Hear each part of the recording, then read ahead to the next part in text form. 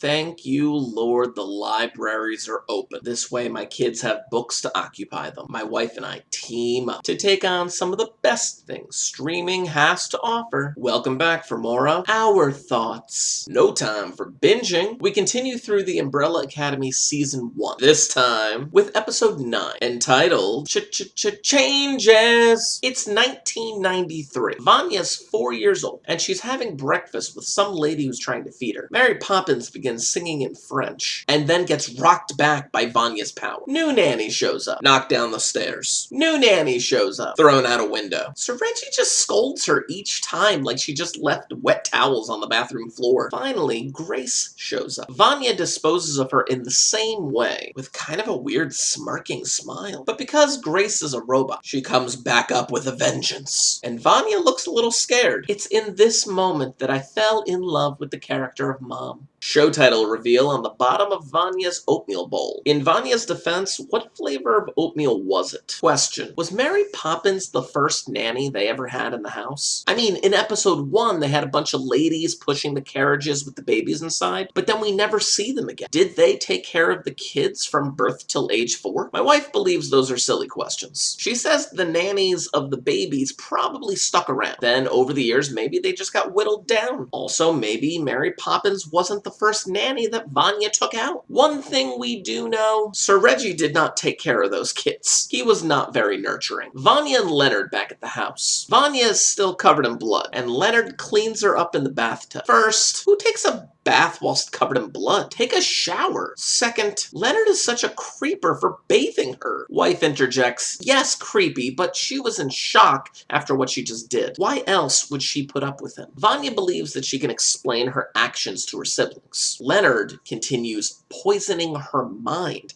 by speaking ill of her siblings, then gives her this weird mantra of, I'm special. The boys rush Allison to the mansion. Why not the hospital? Okay, maybe Mom is trained in these situations. Allison's lost too much blood and needs someone to donate, which leads to a sweet moment where all the boys volunteer. But Pogo reminds them that Luther's blood's not human compatible, and Klaus's blood is too polluted. Diego steps up and then falls down at the sight of the needle. It was awesome. Stick him. If only Pogo's CGI could have distracted Diego. Klaus upstairs, looking for drugs. Ben tries to convince him not to. He prefers the sober Klaus, as do I. Ben is just tired of seeing Klaus live this garbage lifestyle. Klaus tries to swallow the pills when Ben Patrick Swayze's Klaus upside the head. Amazing! How was he able to do that? Wife believes this may be an unlocked ability for Klaus. I mean, Ben said that Klaus was responsible for his interaction with the real world. Maybe when Klaus went to the dead place to meet his dad, he came back leveled up. Personally, I think that this is evidence that Ben's not really dead, but trapped in an alternate dimension. Wife believes that Klaus is so sober that he may have finally developed the powers that Sir Reggie always hoped for. Klaus, Diego, and Five discuss what the next step's gonna be. Diego and Five agree that Harold Jenkins is the priority. Klaus doesn't want to go, but Diego's knife threatens him to going. Vanya relives slicing Allison's throat. She gets a drink of water, goes for the towel, and discovers Sir Reggie's journal. Maybe she was always destined to find it. She now knows that Leonard has known about her power this entire time. Leonard tries to explain it away by diverting the blame to Sir Reggie and her family. He's trying to position himself as the only one who can help her, like an abusive boyfriend. Who is Harold Jenkins? Leonard explains his origin story. After, Vanya makes the decision to leave, and Leonard admits he made First Chair Girl disappear. Do you hear the mounting violin music in the background? Something big is about to happen. Leonard says that Vanya needs him, but Vanya finally admits that she needs her family. This is not what Leonard wanted, so he turns to the Sir Reggie playbook of wrecking Vanya's confidence. Oh, but this plan has backfired. Leonard levitates. Wind swirls. Objects fly. Leonard's body is then impaled repeatedly. And goodbye, Leonard. Back at the Flamingo Motel, Agnes walks in only to find that Cha-Cha's already there. I'm back to not really caring what happens to them. And back to the good part. Diego, Klaus, and Five show up at Leonard's house to find his massacred body. Five, disgustingly, shoves the fake eyeball in Leonard's head to find that it was his all all along. I mean, we kind of knew that. But do you remember how Five got it in the first place? He got it from Luther's dead hands in the original destruction. The split timeline theory lives. Five cannot discover the eyeball in Luther's hands this time around, but saving the world can't be this easy, can it? They don't know Vanya has power yet. And Five teleports out. Allison will live, but her vocal cords are badly damaged. Pogo says she lived because Luther and the boys got her there so quick.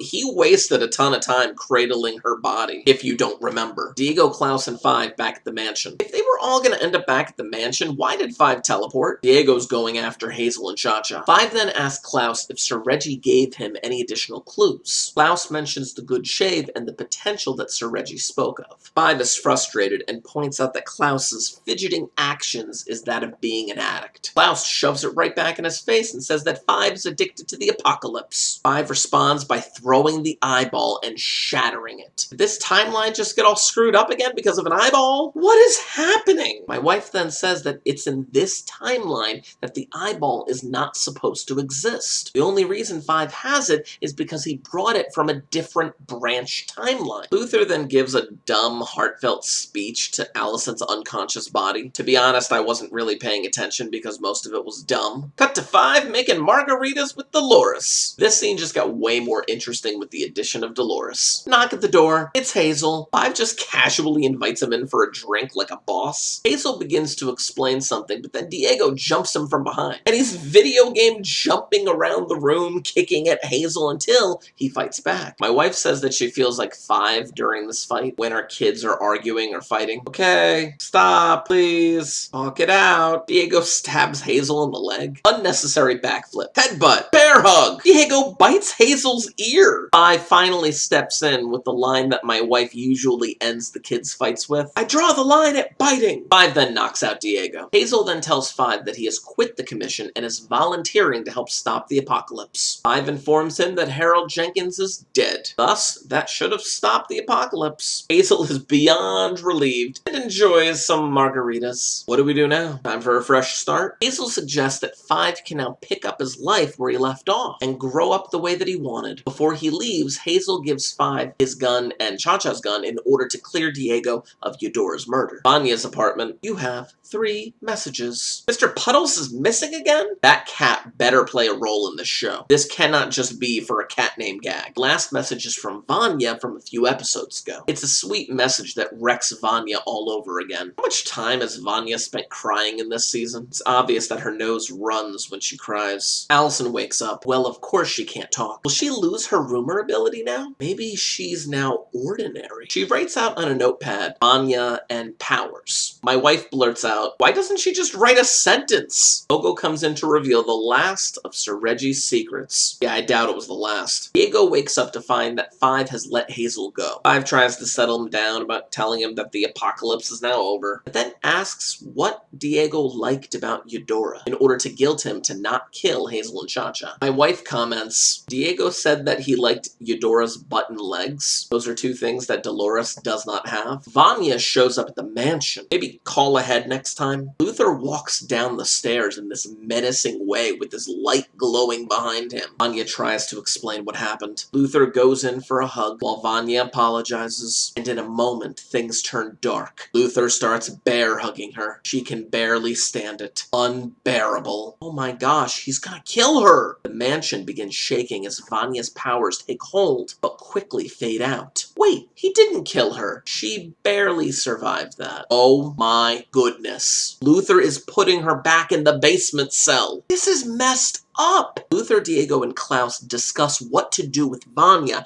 as she screams silently in that soundproof room. Luther tries to explain how much of a danger that she is when Allison walks in. She writes to let Vanya go, taking the fault for what happened. This would be a great time to use your power, Allison. Oh, too soon? My wife points out that Klaus was talking about Vanya struggling with her new power. It must be scary and terrifying to discover that you can do something that you never thought you could do. Klaus is also talking about himself and his newfound ability to physically interact with Ben. Hazel runs back into the motel room, excited to see Agnes. He believes that this is the beginning of the rest of their lives and the apocalypse is canceled. He finds Agnes tied to a chair that is rigged to fall into a heart-shaped hot tub, and Cha-Cha has the rope to start the mechanism. What a visual! Hazel and Cha-Cha then proceed to have an amazing fight over such a joyous song. Each hit brings Agnes's chair 1 inch closer to falling into the water. Who throws a piece of wood? Really? Cha-Cha seems to have the advantage as she chokes Hazel out, but only to the point of incapacitating him so he can see Agnes die. But then the scene freezes before Agnes can hit the water. The handler walks in. What the heck is gonna happen next? Back at the mansion, time for another musical cue montage. Allison does not want to talk to Luther. Diego is holding Eudora's rabbit foot. Klaus trying to play patty cake with Ben. Five walking back into the department store. Vanya agonizing in her cell. Oh, Mom made Diego pancakes. Ben really wants to play patty cake. Luther just stares at Allison like a loser. Can Vanya actually escape that cell? Five is returning Dolores to the department store. No! Five then gives the most heartfelt goodbye speech that I have ever heard. This actor deserves an Emmy for this performance. Was he even nominated? Before he leaves, Five asks the employee to give Dolores something new to wear. She likes sequins. Cut to Vanya, still freaking out in her cell. She hears the voice of a young Vanya. Vanya is really turning supervillain here. Then a calmness comes over Vanya. She realizes what she has to do now. This room isn't entirely soundproof, is it? Violin music fills our ears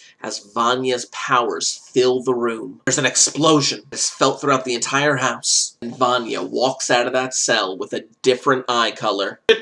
Changes! Well, time to go read my kids some stories. Make sure you like and subscribe, hit that notification bell, and join us next time as we review season finale, episode 10, entitled The White Violin.